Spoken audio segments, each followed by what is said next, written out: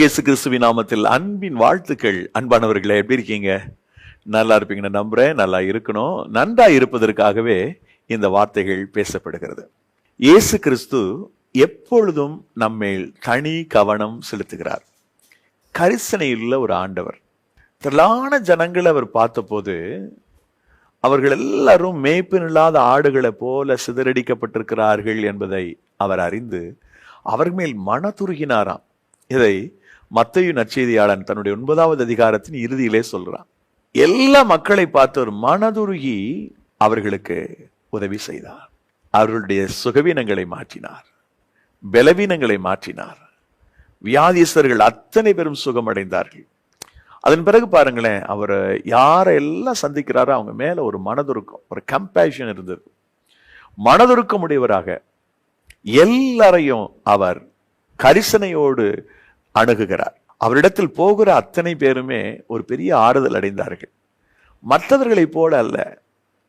ஒரு விபச்சாரத்தில் கையுமையுமை பிடிக்கப்பட்ட ஒரு பெண்ணை அவரிடத்தில் கொண்டு வந்து நிறுத்துகிறார்கள். மோசையினுடைய பிரமாணத்தின்படி கல்லறிந்து கொள்ள வேண்டும், நீர் என்ன சொல்கிறீர் என்று அவரை குற்றப்படுத்தும் முகாந்திரத்தை எறியும்படி அவர்கள் வந்து நிறுத்தினார்கள். இயேசு, உங்களை பாவம் இல்லாத முதலாவது மேல் கல்லறியலாம் என்று சொல்லிவிட்டு குனிந்த தரையில் எழுத ஆரம்பித்தார். ஒவ்வொருவனாக போய்விட்டான். நிமிர்ந்து பார்த்தார். இந்த பெண்ணும் இவரையும் தவிர வேறு யாரும் இல்லை. இயேசு அந்த பெண்ணை பார்த்து கேட்டார், ஏம்மா, ஒருவன் உன்னை ஆக்கினைக்குள்ளாய் திருக்கவில்லையா என்று கேட்டபோது, இல்லை ஆண்டவரே, நானும் உன்னை ஆக்கினைக்குள்ளாய் திருக்கிறதில்லை, போ, இனி பாவம் செய்யாதே என்று ஆண்டவர் அவளை அனுப்பி விடுகிறார். எனக்கு ரொம்ப பிடித்த ஒரு பகுதி அவருடைய இருதயத்தின் அந்த அந்த கரிசனை, அந்த அன்பு எத்தனை விசேஷம் பாருங்கள். ஒரு பாவியான பெண்மணி பரிசேயனுடைய வீட்டிலே ஆண்டவர் விருந்து இருக்கிற போது அவள் வந்து கண்ணீர் வடித்து இயேசுனுடைய பாதத்தை நனைத்து தன் தலைமீரனால் துடைத்தாள்.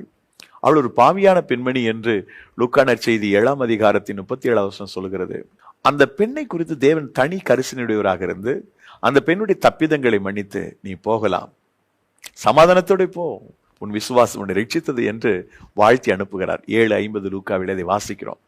இப்படி அவரை சந்திக்கின்ற ஒவ்வொருத்தருக்கும் அவருடைய வார்த்தை என்பது ரொம்ப கன்சோலிங்கா, அவங்களை ரொம்ப தேறுதல் படுத்தக்கூடியதாக இருந்தது. இந்த நாளிலும் கூட அதே மனநிலையோடு தான் ஆண்டவர் நம்முடைய வாழ்க்கையில நடக்கக்கூடிய காரியங்களை குறித்து பேசுகிறார். ஒவ்வொரு நாளும் வாழ்வழிக்கும் வாக்குத்தத்தம் என்ற நிகழ்ச்சிக்கு ஒரு வாக்குத்தத்தத்தின் வசனத்தை அடிப்படையாக கொண்டு உங்களுடன் பேசி வருகிறேன். இன்னைக்கு என்ன வாக்குத்தத்தம் அப்படின்னு கேட்டீங்கன்னா, எசாயா தீர்க்கதரிசனாகமம் 41ஆம் அதிகாரம் 15வது வசனம். இதோ, போரடிக்கிறதற்கு நான் உன்னை புதிதும் கூர்மையுமான பற்கள் உள்ள யந்திரமாக்குகிறேன். நீ மலைகளை மிதித்து நொறுக்கி குன்றுகளை பதருக்கு ஒப்பாக்கி விடுவாய். போரடிக்கிறதற்கு உன்னை புதிதும் கூர்மையுமான பற்களுள்ள எந்திரமாக்குவேன் என்று சொல்லுகிறார். ஒரு புதிய ஒரு காரியத்தை ஆண்டவர் செய்ய போகிறார். இந்த நாளிலே ஆண்டவர் ஏதோ ஒரு விசேஷமான காரியத்தை செய்ய போறாரு அப்படின்றது புரிகிறது. உங்க வாழ்க்கையில ஏதோ ஒன்று நடக்க போகுது, ஏதோ ஒன்று சம்பவிக்க போகிறது. கர்த்தர் ஏதோ ஒன்றை உங்க லைஃப்ல செய்ய போறாரு. அதை மாத்திரம் நான் இன்னைக்கு அழுத்தமா சொல்ல விரும்புறேன். இந்த வருஷம் முடிய போகுது. கிட்டத்தட்ட இந்த வருஷம் முடிகிற சமயத்துல கர்த்தர் ஏதோ ஒன்றை செய்வேன்னு சொல்றாரு. என்ன செய்ய போறாரு? ஆண்டவர் ஏதோ செய்வேன்னு சொல்றாரு. அவர் என்ன செய்வார்? எதிர்பார்ப்போடு இருங்க. Something will happen in your life. என்னுடைய ஆண்டவர் சொன்னார்னு நடக்கும்.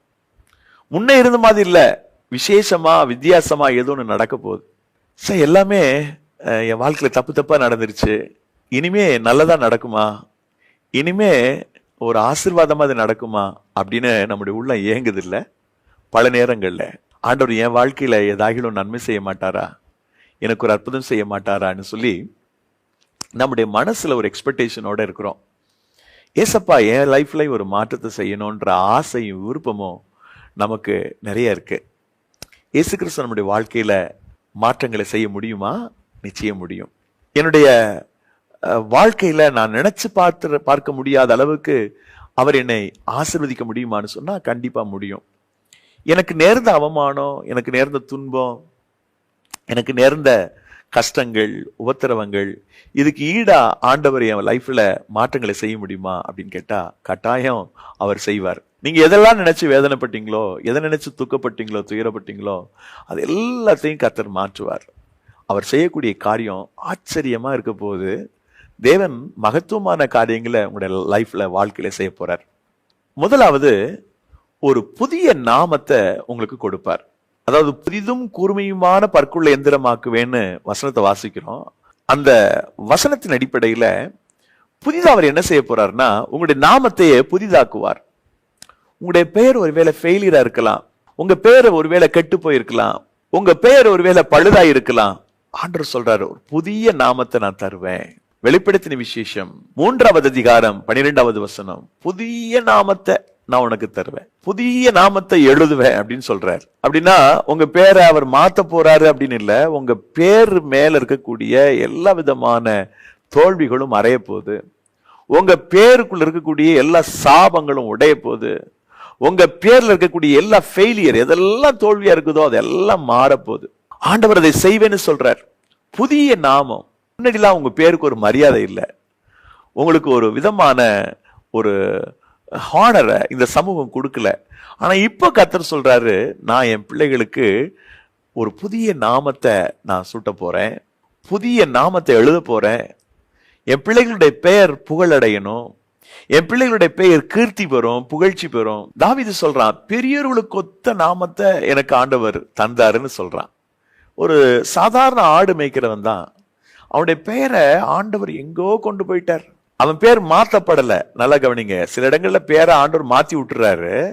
ஆபிரகாமுடைய பேரை மாத்தினாரு, சீமோனுடைய பேரை மாத்தினாரு, இப்படி நிறைய பேரை மாத்தி இருக்கிறாரு. ஆனா இவன் பேர் மாத்தல. ஆனா அவனுடைய பெயரை, பூமியில இருக்கக்கூடிய பெரியவர்களுக்கு ஒத்த பெயரை, நாமத்தை அவனுக்கு கொடுத்தார். தாவீது ஆச்சரியப்படும்படிக்கு அவனுடைய பெயர் மேன்மை அடைந்தது, அவனுடைய கீர்த்தி ரொம்ப பெருசா இருந்துச்சு. புதிய நாமம், ஒரு புதிய நாமத்தை அவர் எழுதுறான்னு சொன்னார்னா உன் பெயரை பெருமைப்படுத்த போறாருன்னு அர்த்தம். ஆதியாகமம் 12:2 ஆபிரகாமுக்கு சொன்னது போல, நான் உன் பேரை பெருமைப்படுத்துவேன்ப்பா. 26:19 உபாகமத்துல சொல்லப்பட்டது போல, செப்பனியா 3:20 சொல்லப்பட்டது போல, தேவன் உங்களுடைய பெயரை மேன்மைப்படுத்துவார். உங்களை கீர்த்தியும் புகழ்ச்சியுமா கர்த்தர் வைப்பார். புதிய நாமம் ஒன்று உங்களுக்கு சூட்டப்படும், புதிய பெயர் எழுத போகிறார். சீக்கிரம் நடக்கும். இந்த வருஷ கடைசியில் இதை சொல்றதுனால நீங்க புது வருஷத்திற்கான வார்த்தையாவே இதை எடுத்துக்கோங்க. God will do best things in your life. மிகப்பெரிய ஒண்டரும் மிராக்கிளும் உங்க லைஃப்ல நிச்சயம் நடக்கும். It will be happen. ஆண்டவர் இதை செய்வார். அன்பானவர்களே, தேவனுடைய வல்லமையான பிரசன்னம் நம்முடைய வாழ்க்கையை அலங்கரிக்க போகிறது.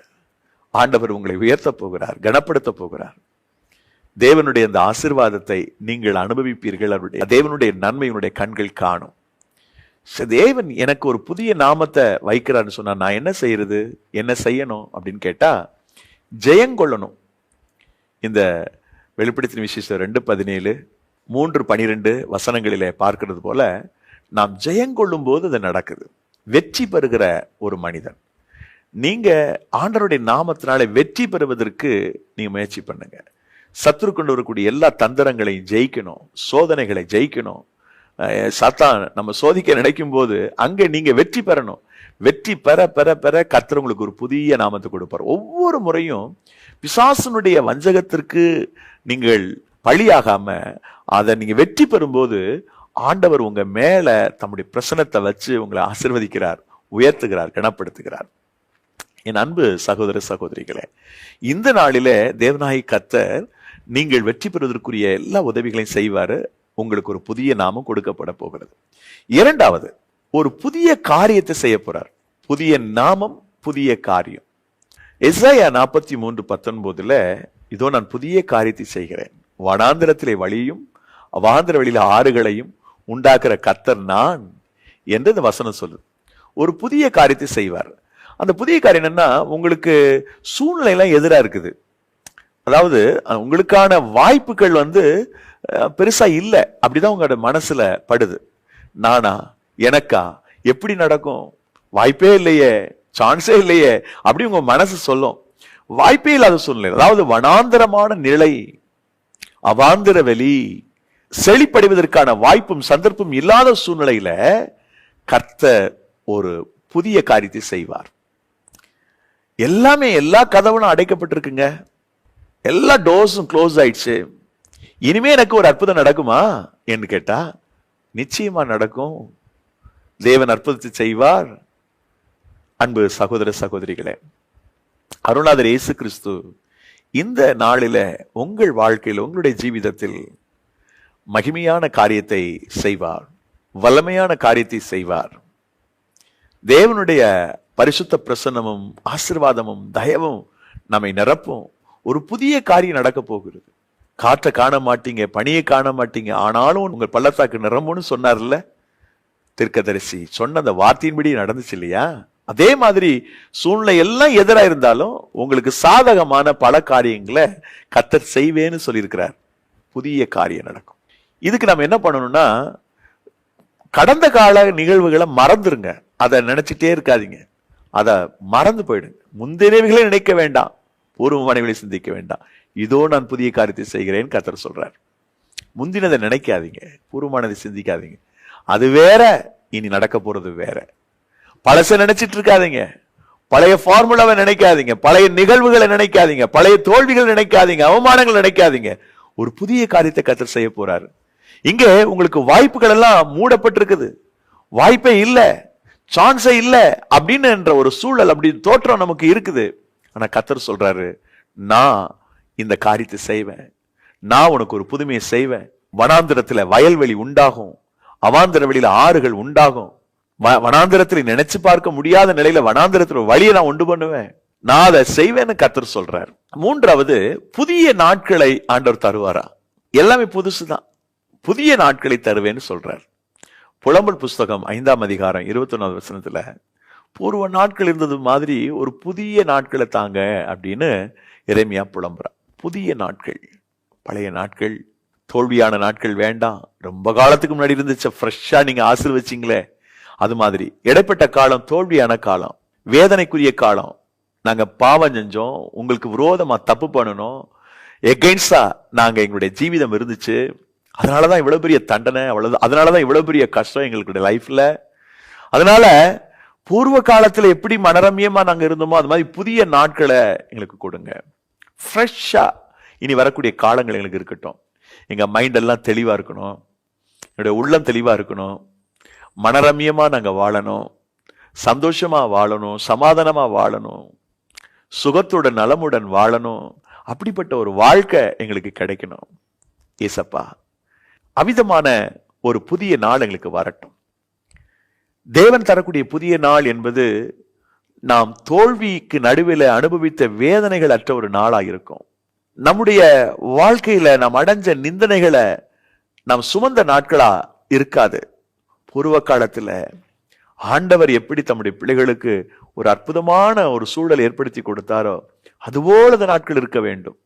அதுக்கு நாம் என்ன செய்யணும் அப்படின்னா, தேவனிடத்தில் திரும்பணும். அதே வசனம் சொல்லுது 5:21 புலம்பல்ல, தேவனிடத்துல திரும்புங்கள், கர்த்தரிடத்துல திரும்புங்கள். ஆண்டவரிடத்துல நீங்க திரும்பிட்டீங்கன்னா, மனம் திரும்பிட்டீங்கன்னா, அவரை நோக்கி உங்களுடைய இருதயம் திரும்ப துவங்கிடுச்சுன்னு சொன்னா மிகப்பெரிய மாற்றங்களை நம்ம சந்திப்போம். மிகப்பெரிய அளவுல அற்புதங்களை கர்த்தர் செய்வார், அதிசயங்களை செய்வார்.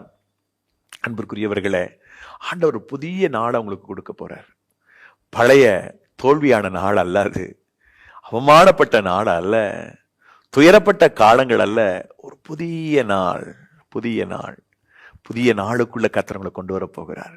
நீங்கள் அகமகிழ்ந்து ஆடி பாட போகிறீர்கள், சந்தோஷப்பட்டு களிகூற போகிறீர்கள். ஆண்டவர் ஒரு புதிய நாளை, மகிழ்ச்சியான நாளை காணும்படி கர்த்தர் உங்களை அழைக்கிறார். அந்த நாளுக்குள்ளே நீங்கள் பிரவேசிக்க போகிறீர்கள், அந்த நாளை அனுபவிக்க போகிறீர்கள். நம்முடைய மனசை ஆண்டவர் பக்கம் திருப்பணும். தேவனை நோக்கி நம்முடைய மனசு, நம்முடைய உள்ளம், நினைவு எல்லாம் அவரை நோக்கி திரும்பணும். அப்படி திரும்பிட்டா நீங்கள் ஆசீர்வதிக்கப்படக்கூடிய ஜனமாய் இருப்பீங்க, உயர்த்தப்படக்கூடிய ஜனமாய் இருப்பீங்க. கர்த்தர் உங்களை கனப்படுத்துவார். நான்காவதாக நான் வாசித்த அந்த முதல் வசனம், புதிதும் குறுமியுமான பற்களுள்ள எந்திரமாக்குவேன். இப்போ நாம ஒரு போர் அடிக்கிறதுக்கு, ஒரு வெற்றி பெறுவதற்கு ஏதுவான நல்ல திறனை, வலிமையை, ஆற்றலை ஆண்டவர் தருவதா சொல்றார்.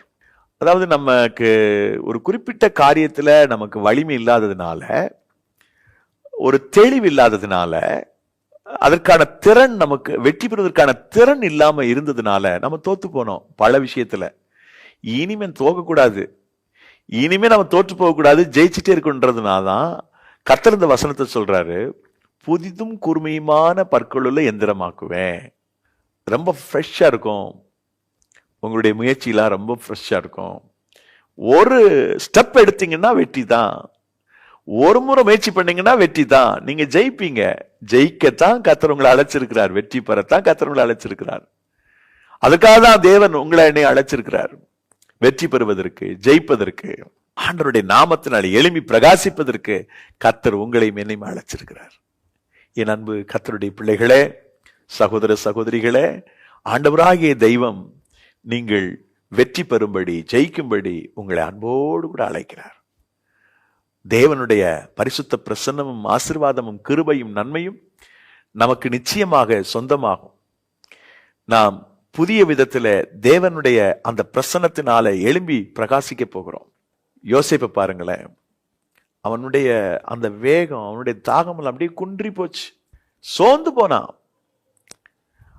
கர்த்தர் பாருங்க, சிறைச்சாலையில் இருக்கும்போது அவன் ஒரு புது வேகத்தோடு கூர்மையான பற்கள் உள்ள எந்திரமா அவனை மாற்றினார்.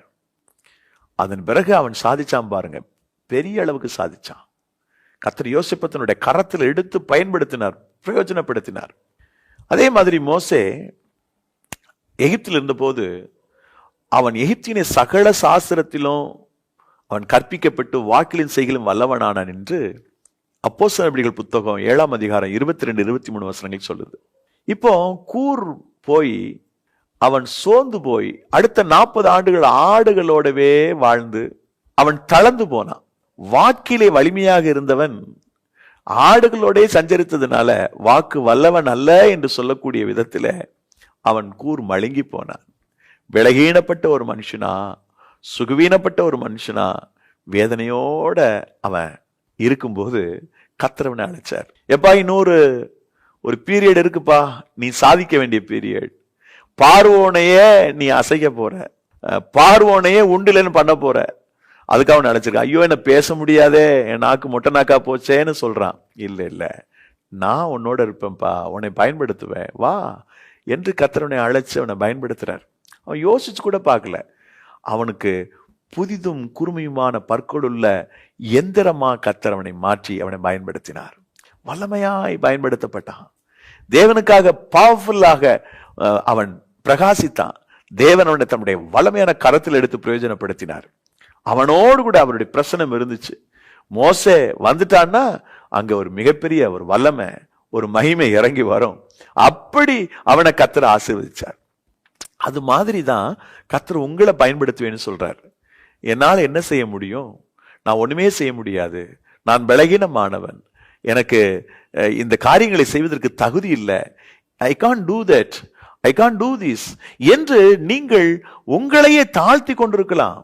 ஆண்டவர் சொல்றாரு, நான் உன்னை யூஸ் பண்ணுவேன், நான் உன்னை பயன்படுத்துவேன், உன்னை கூர்மையாக்குவேன், உனக்கு தேவைப்படக்கூடிய ஆற்றலை தருவேன், உனக்கு தேவைப்படக்கூடிய திறனை கொடுப்பேன், நீ பெரிய காரியத்தை செய்வ, நீ ஆசீர்வதிக்கப்படுவேன்னு கர்த்தர் சொல்றார். அன்பிற்குரிய சகோதர சகோதரிகளே, ஆண்டவர் இன்றைக்கு சொல்லுகிறார், உங்களை புதிதும் கூர்மையுமான அந்த பற்களுள்ள எந்திரமாக மாற்றுவேன் என்று. இதுக்கு நம்ம செய்ய வேண்டியது என்னன்னா, கொஞ்சம் செப்பரேஷன் தான். அதுக்கு மேல உள்ள வசனத்தை பார்த்தீங்கன்னா 41:14 எசேயாவை பார்த்தீங்கன்னா, பரிசுத்தராய் இருக்கிற தேவன்னு சொல்லியிருக்கு. அந்த பரிசுத்தம் உள்ள தேவனுக்காக நாம் வேறு பிரிக்கப்பட்டு வாழ்கிற போது, செப்பரேஷன் என்பது ரொம்ப முக்கியம். வேறு பிரிக்கப்பட்ட ஒரு வாழ்க்கை வாழும்போது நாம் மற்றவங்களை விட ரொம்ப பவர்ஃபுல் ஆயிடுறோம். ராஜாவினுடைய போஜனத்தினால நாங்க எங்களை தீட்டுப்படுத்திக்க மாட்டோம்னு சாத்ராக், மேசாக், ஆபேத்நேகோ, தானியேல் சொன்னாங்க. வேறு பிரிக்கப்பட்ட ஒரு ஜீவிதம். மற்றவங்களை விட, அதாவது நான்வெஜ் சாப்பிட்டவங்களை விட வெஜ் சாப்பிட்ட இவங்களை ஆண்டவர் பிரகாசிக்க பண்ணினார். நல்ல புத்தி கூர்மை இவங்களுக்கு ஆண்டவர் கொடுத்தார். அதனால தேவனுக்காக வேறு பிரிக்கப்பட்ட ஒரு வாழ்க்கை நீங்க வாழ்கிற போது ஆண்டவர் ஒரு புதிதும் கூர்மையுமான பற்களுள்ள எந்திரமா அவங்களை மாற்றுவாரு. நீங்க ஜெயிப்பீங்க. முன்னாடி நீங்க யுத்தம் பண்ணும்போது தோத்துக்கிட்டே இருந்தீங்க. தோல்விய சந்திச்சுட்டே இருந்தீங்க. ஆனா இனிமே அப்படி இருக்கிறது இல்ல. நீங்க ஒரு ஸ்டெப் எடுத்தீங்கன்னா வெற்றி தான். ஒரு முறை நீங்க மூவ் பண்ணிட்டீங்கன்னா போதும், ஜெயத்தை நீங்க சுதந்திரித்துக் கொள்வீர்கள், ஜெயத்தை நீங்க கொண்டாடுவீங்க. கர்த்தர் உங்களுக்கு உதவி செய்வார். 4வதா, புதிய மனுஷனா கடவுள் உங்களை மாத்துவாராம். பழைய மனுஷன் செத்து போயிடுவான். இது ஒரு ஆவிக்குரிய ஆசீர்வாதம். கொலோசையர் புஸ்தகம் 3ஆம் அதிகாரம் 10வது வசனம், எபேசியர் 2:15, எபேசியர் 4:24 போன்ற வசனங்களை நாம் வாசிக்கும் போது புதிய மனுஷனை தரித்துக் கொள்ளும்படி கர்த்தர் உதவி செய்கிறார். நீங்கள் பழைய மனிதனை களைந்து போடுவீர்கள். புதிய மனுஷனுக்கேற்ற நீதிய பரிசுத்தத்தை நீங்க அணிந்து கொள்வீர்கள். புதிய மனுஷனா உங்களை மாற்றுவார். மற்றவங்க எல்லாம் சொல்லுவாங்க, என்னையா நேற்றைக்கு பார்த்தது மாதிரி நீ இல்லையே, வேறு விதமால இருக்கிறான், அவனுடைய சுபாவமே மாறிடுச்சே. சவுலை பார்த்தோன்னே அவங்க வேறு மனிதனாக பார்த்தார்கள். கர்த்தருடைய ஆவியான வந்த உடனே அவன் வேறு மனுஷனா மாறினான். சோ வேறு மனுஷனாக கர்த்தர் நம்மை மாற்றுவார். ஒரு புதிய மனுஷன், பழைய மனுஷன் செத்து போவான், பழைய சுபாவங்கள் செத்து போகும். நிறைய நேரங்கள்ல பாருங்களேன், ஆவிக்குரிய விஷயத்துல, ஆவிக்குரிய பாதையில அவரை பின்தொடர்ந்து வருகிற அநேகருடைய மனசுல இருக்கிற ஒரு மிகப்பெரிய ஒரு எண்ணம் என்னன்னா, பழைய சுபாவம் தலை தூக்குது, கோபம் வந்துருது, வைராக்கியம் வந்துருது, கசப்பு வந்துருது. நாம தேவனை தேடி வந்துட்டோம், அவருடைய பிள்ளைகளா இருக்கிறோம், ஆனா பழைய சுபாவம் ஆட்டி படைக்குதே. கர்த்தருக்கு பிடித்தமில்லாத பழைய கேரக்டர், இந்த ஜென்ம சுபாவம் இருக்கு பாருங்க, அது நம்மளை ஆட்டி படைக்குது. பழைய சுபாவம், மாம்சத்தினுடைய கிரியைகள் நம்மளை ஒரு விதமா வேதனைப்படுத்துது, போராட்டமா இருக்குது. கர்த்தர் சொல்றாரு, நான் உன்னை புதிய மனுஷனா மாத்த போறேன். நீதியுள்ளவனா, பரிசுத்தம் உள்ளவனா, என் மேல தாகம் உள்ளவனா, வைராக்கியம் உள்ளவனா, அன்புள்ளவனா நான் மாத்த போறேன். எனக்கு பயப்படுற பயத்தை உன் இருதயத்துல வைப்பேன். பழைய மனுஷனை ஆண்டவர் மாற்றிடுவார். ஒரு புதிய மனுஷனா கர்த்தர் உங்களை உயர்த்த போறார். ஒரு புதிய மனுஷனா நீங்க மாறுவீங்க.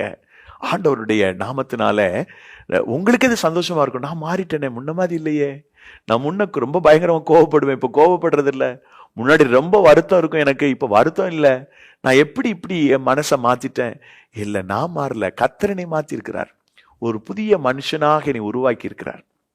அதனால எல்லாமே புதுசுதான், பழசு எதுவும் இல்லை. நீங்க ரொம்ப ஃப்ரெஷ்ஷா இருக்கிறீங்க. ஆண்டவர் உங்களை புதியவர்களாக மாற்றுகிறார். நீங்கள் ஆசீர்வதிக்கப்படுவீர்கள், நீங்கள் கனப்படுத்தப்படுவீர்கள். ஸோ இதுக்கு நமக்கு ரொம்ப முக்கியம் என்னன்னா, கிறிஸ்து வந்தாதான் நம்ம இப்படி புதுசா மாற முடியும். இல்லைன்னா பழைய மனுஷன் அப்படியே இருப்பான். பழைய கேரக்டர், பழைய சுபாவம், பழைய அந்த உணர்வுகள் எல்லாமே அப்படியே இருக்கும், அது சாகாது. கிறிஸ்து விசுவாசத்தில் நம்முடைய இருதயத்துக்கு வரணும். எபேசியர் 1ஆம் அதிகாரத்துல, எபேசியர் 3ஆம் அதிகாரத்துல எல்லாம் இதை குறித்து வாசிக்கும். விசுவாசத்தினாலே கிறிஸ்து நம்முடைய இருதயங்களில் வாசமாய் இருக்கிறார் என்று நாம் பார்க்கிறோம். இப்ப பரிசுத்த ஆவியானவராக நம்முடைய இருதயத்திற்குள்ளே வருகிற போது, அந்த புதிய ஆவி நமக்குள்ளே வருகிற போது, நம்முடைய பழைய மனுஷன் களைந்து போடப்படுகிறான். புதிய ஒரு ஆவியின் பிரசன்னம் நமக்குள் வருகிறது. புதிய எழுச்சி பெறுகிறோம். கர்த்தருக்காக எழும்பி பிரகாசிக்க கர்த்தர் நமக்கு உதவி செய்கிறார். எல்லா பழசும் ஒளிஞ்சு போகும். எல்லாமே நம்முடைய சிந்தனை, நினைவு, எண்ணம், யோசனை எல்லாமே ஃப்ரெஷ் ஆயிடும். கர்த்தர் நம்மை ஆசீர்வதிப்பார். அன்பு சகோதர சகோதரிகளே, இந்த நாளில, இந்த அருமையான நேரத்துல ஆண்டவராகிய தெய்வம் உங்களுடைய வாழ்க்கையில புதுசா ஏதோ ஒன்று செய்ய போறாருங்க. புதுசா செய்ய போறார். புதிதும் கூர்மையுமான பற்களுள்ள எந்திரமாக மாற்றுவேன்னு சொன்னவர் உங்க லைஃப்ல செய்ய போற காரியம் ரொம்ப பெருசா இருக்கும். இந்த வருஷ கடைசியில இந்த வாக்குத்தத்தங்கள் சொல்லப்படுகிறது. நீங்கள் இந்த வருஷத்துக்குரிய முடிய போகுதே அப்படின்னு நினைச்சிடாதீங்க. புது வருஷத்திற்கான வாக்குறுதிகளை அவங்களை எடுத்துக்கொள்ளுங்க. கர்த்தர் நான் ஒரு புதிய ஒரு வாழ்க்கை வாழும்படி எனக்கு உதவி செய்ய போகிறார். இன்றைக்கு அதற்காகத்தான் என்னோடு பேசி கொண்டிருக்கிறார் என்று நீங்கள் நம்புங்கள். என்னோடு கர்த்தர் பேசுகிறார். புதிய ஒரு வாழ்க்கை வாழப் போகிறேன், புதிய ஒரு வேகத்தோடு வாழப் போகிறேன், புதிய விவேகத்தோடு வாழப் போகிறேன். தேவனுக்காக நான் எழுப்பி பிரகாசிக்க போகிறேன். முன்னாடி தோற்று போன வாழ்க்கை இனிமே எனக்கு என்னுடைய ஜீவிதத்தில் இருக்காது. நான் ஜெயிக்கிறவனாக, ஜெயம் பெறுகிறவனாக கடவுள் என்னை அழைத்திருக்கிறார் என்ற நம்பிக்கையோடு நீங்கள் வாழ துவங்குங்கள். கர்த்தர் உங்களை ஆசீர்வதிப்பார். அன்பானவர்களே, புதிதும் கூர்மையுமான பற்குள்ள எந்திரமாக்குவேன் என்று ஏசாயா 41:15 சொல்லியிருக்கிறார் இல்லையா? அதனுடைய பொருள் என்ன? முன்பதாக இருந்த வாழ்க்கை தோற்று போன வாழ்க்கை, அவமானப்பட்ட வாழ்க்கை, வெட்கப்பட்ட வாழ்க்கை இனி அப்படி இருக்க போகிறதில்லை. நீங்கள் இனி எடுத்து வைக்கக்கூடிய ஒவ்வொரு முயற்சியிலும் ஜெயிப்பீங்க, வெற்றி பெறுவீங்க. என்ன செய்யணும்? ஆண்டவருக்காக வாழும்படி, பரிசுத்தமாய் வாழும்படி நம்மை ஒப்புக் கொடுக்கணும். அவருக்காக நீங்கள் வாழ தீர்மானித்து விட்டால் உங்களை ஒரு புதிய வேகத்தோடு வாழ உங்களுக்கு பலன் தருவார், உதவி செய்வார். ஜெபம் செய்வோம். நேசிக்கிற நல்ல பிதாவே, இந்த நாளில் இந்த வார்த்தைகளை கேட்டுக்கொண்டிருக்கிற, பார்த்து கொண்டிருக்கிற என் அன்பு சகோதர சகோதரிகள் ஒவ்வொருவருக்கும் ஒரு புதிய வலிமையை கொடும், புதிய பிரசன்னம் வரட்டும், முந்தின காரியங்கள் எல்லாம் மறைஞ்சு போகட்டும். எங்களுக்கு இனி வரக்கூடிய அத்தனையும் எல்லாமே புதுசா மாறணும்ப்பா. கர்த்தாவே, சத்துரு எங்களுடைய வாழ்க்கையில தோற்று போகவும் நாங்கள் ஜெயிக்கவும் நீர் உதவி செய்யும். உடைய கரத்தில் ஒப்புக் கொடுக்கிறோம். எல்லா துதி கன மகிமை யாவும் ஒருவருக்கே செலுத்துகிறோம். இயேசு கிறிஸ்துவின் இன்ப நாமத்தில் ஜெபிக்கிறோம் நல்ல பிதாவே, ஆமென்.